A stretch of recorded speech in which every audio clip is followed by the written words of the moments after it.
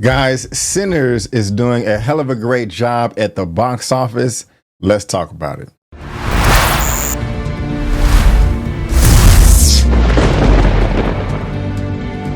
Look at this. Look at this. Yes. Clap, round of applause, all that good stuff. Y'all see that worldwide total right there?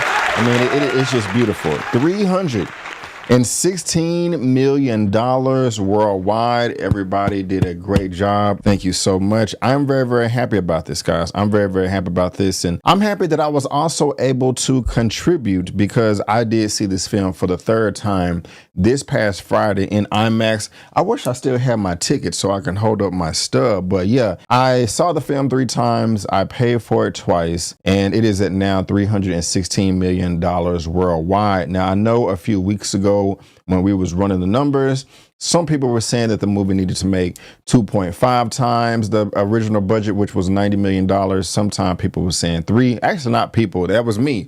Probably some other people out there that was saying that as well. But I was saying 3 times the budget. But if you take that 90 million times 2.5, that comes to 225. And the film has surpassed that even domestically. And so I said to myself, the film needs to make $270 million worldwide because that is 3 times the budget. And not only do we want to just break even, we don't want to just make $1. We want to profit and also feel that the studio felt that it was worth the crap, that it was worth a damn to make the movie. I mean, profiting $1, you're still profiting, but was it really worth it? So 90 times 3 is 270.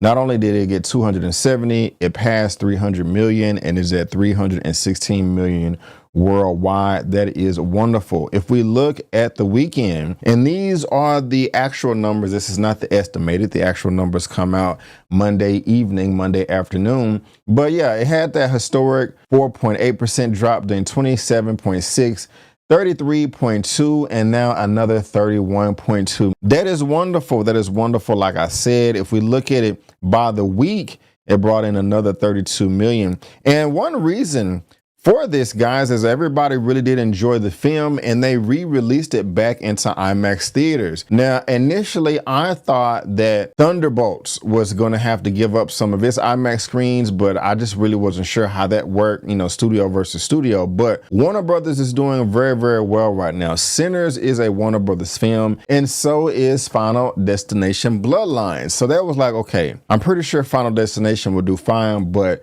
Sinners is doing crazy right now.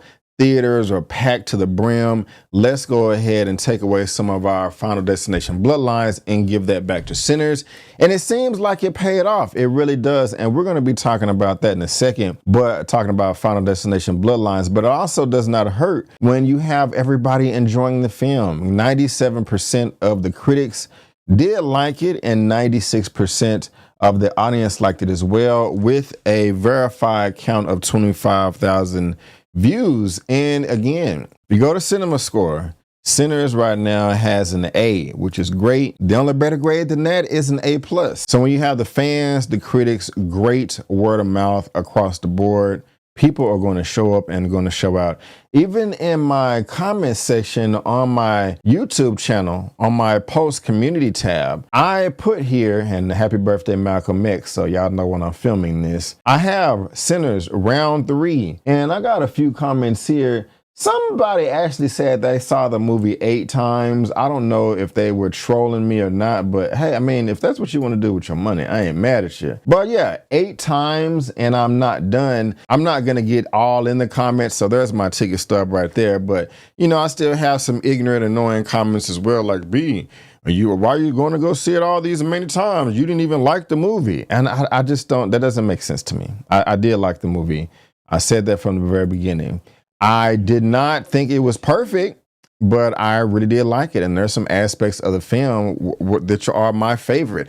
I can, you know, and maybe I need to start doing this again, but a few years ago, I would make a top 10 list. I would do my top 10 worst movies of that year, my top 10 best, and my top 10 favorite. There is a difference between best and favorite.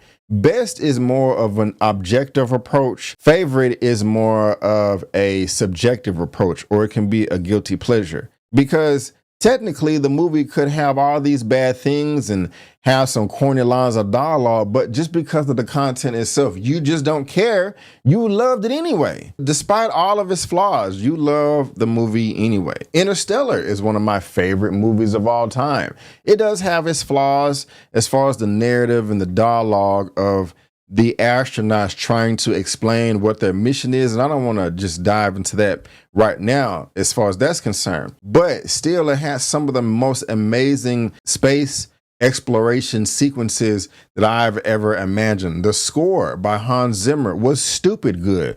A lot of things I love about that movie. It doesn't make it a perfect 10 out of 10, but it's still a damn good movie. So when it comes to Sinners, I love the music. I love the composition. I love the score by Ludwig Göransson, one of the best I've ever heard. Also, I love the fact that it was actually shot with IMAX cameras. We don't even get proper IMAX films once a year. Now, I know that Marvel, Disney, their comic book superhero movies, they do IMAX with some lenses, and there is an expanded aspect ratio, but their IMAX is 65 millimeter, not 70. We rarely get 70. Again, like I said, not even like once a year. Only other people that do that are like Michael Bay and Christopher Nolan and maybe one other person. It's not that common. So anytime a film is filmed with actual IMAX cameras, and I get to go to it at Dallas Cinemark Webb Chapel and 635, I'm going to go because I'm a nerd geek like that. I like all that technical stuff.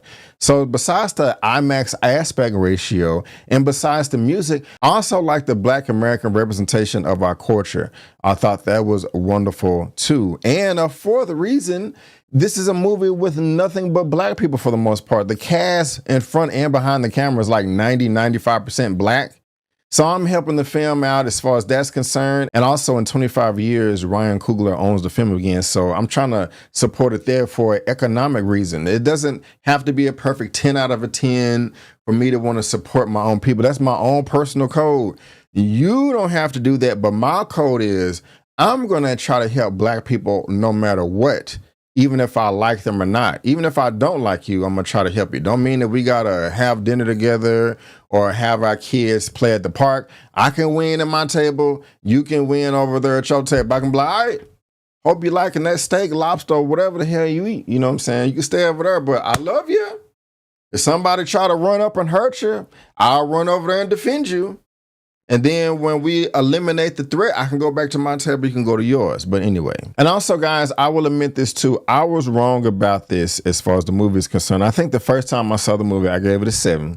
Second time, I gave it a 7.5. And now this third time I saw it, I'm going to give it an 8. I'm going to give it an 8 out of 10, 8 out of 10. And I still feel the same about the first act as far as my interest dipping or the pacing, because I still feel the same after the third time. When Smoke meets Annie, the scene still just didn't do anything for me. I was just like, And it kind of started with Cornbread. As far as the characters are concerned, I was indifferent with them until we got to the third act when Remick was trying to sell them over to the dark side. That's when I really started to care about the characters. Prior to that, I was just indifferent.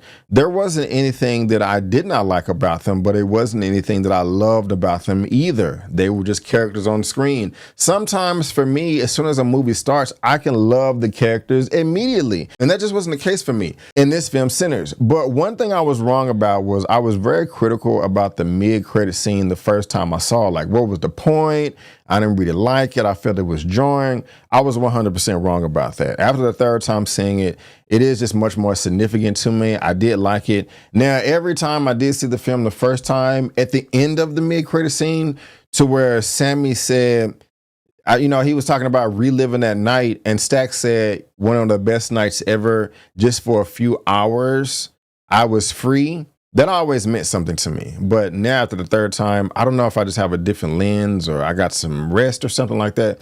But that whole scene did it for me. And, I really do like it. Also, I grew my fascination for the characters or Annie when we thought that Smoke was dying. We really don't know if he died yet. But he was imagining that Annie was still alive and they had their baby and she was breastfeeding. That was lovely. I felt all that right there. That was wonderful. And also a little bit before that, when he was trying to roll up his little blunt but he was reminiscing on them preparing for the night.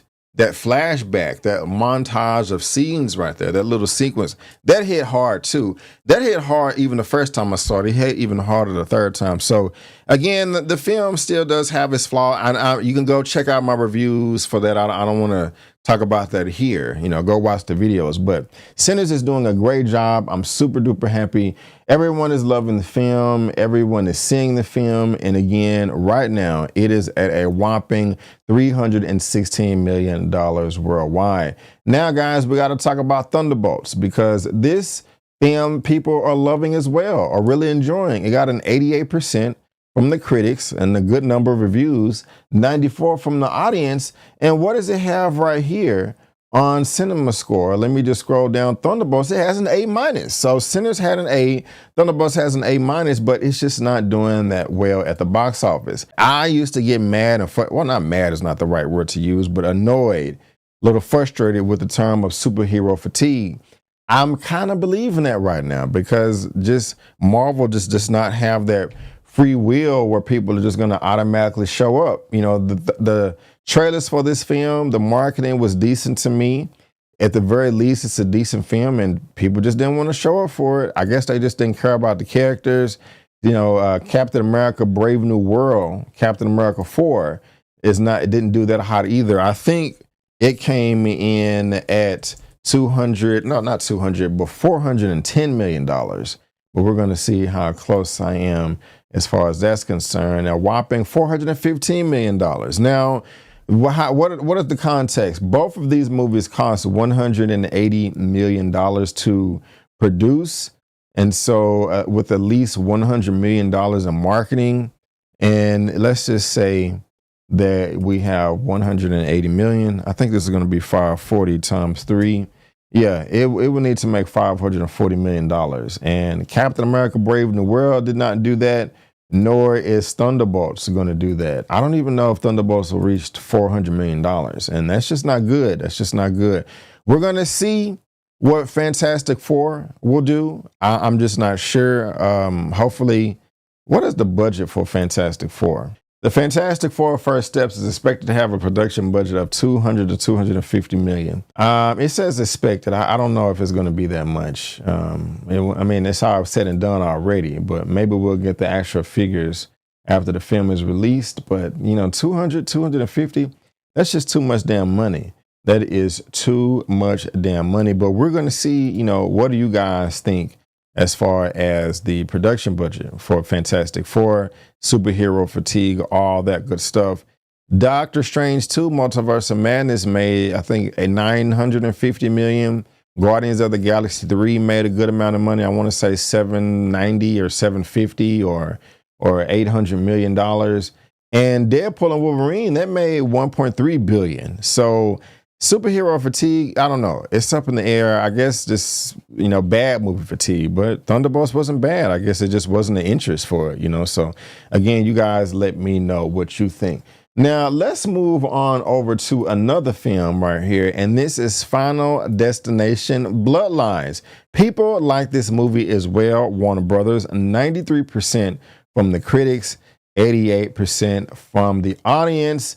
And let's see how they turned out at the box office. Right now, they are at $105 million worldwide. And this is great because the movie only costs $40 million. And I say only like that's not a lot of money. It is a lot of money.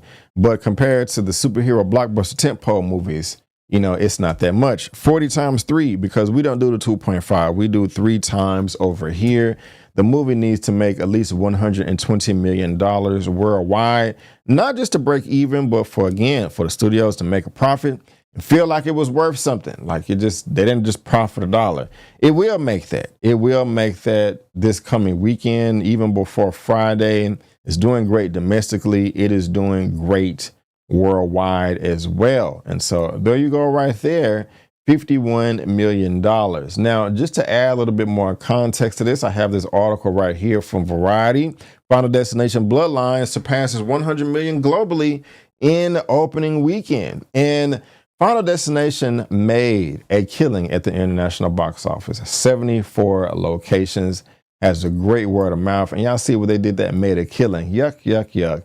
That is funny. Final Destination is the sixth film in the franchise, which began in 2000. This is also the highest grossing installment since 2011, The Final Destination, which I think that was number 4 because Final Destination 5 was Final Destination 5. And it just goes on to say, like, Warner Brothers wasn't doing too hot at the end of 2024. You had Joker 2 that didn't do too well, Mickey 17, but now we got Sinners, we have Minecraft, Final Destination, Bloodlines. All of those films are doing fairly well. I have not seen Minecraft. I have no interest in seeing it. I don't even know if it's just good or not. I just haven't followed that movie at all. Only thing I know is that it's made a ton of money. Have you seen Minecraft? Is it worth it? Let me know in the comment section. Even if it's good, I still probably won't get a chance to check it out. But y'all let me know what y'all think there. But going back to Thunderbolts, okay, 180 to produce. Like I said, 100 million to market. So it's not doing too hot right now. It's not doing too hot right now, unfortunately. Now, we do have 2 new releases coming this week with Mission Impossible and also Lilo and Stitch.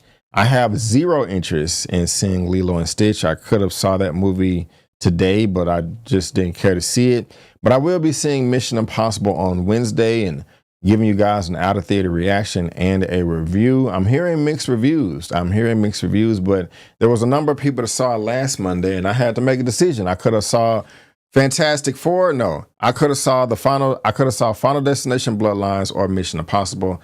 Since Final Destination Bloodlines came out first, you know, I wanted to see that and I was like, I'll just see Mission Impossible next Wednesday. So that's what I'm going to do. You guys let me know what you're going to do. Are you going to see Mission Impossible or are you going to see Lilo and Stitch? And how many times have you seen Sinners? Did you like it more the first time you saw it, less? Where are you at? In the middle somewhere? I want to know in that comment section down below. Well, guys, that's the video. Again, I'm just really happy that Sinners is doing great right now at the box office, crossing that $300 million mark. Ryan Coogler is making money. Studios, and within reason, should just be able to give him whatever he wants. Now, he shouldn't be just saying, hey, I want $500 million, you know, to make a movie about alien space pirates. You know, 500, nobody has a budget that high. And I'm being silly, but hey, again, let me know your thoughts about Sinners and how long or how many times you've seen it in the theaters. I'm very, very curious. But guys, again, thank you so much for tuning in. And before you get on, forget, I'm B. Avery. That's just my opinion. Peace. And I'll see you next time. Subscribe, and you may win $1 million. I'm lying.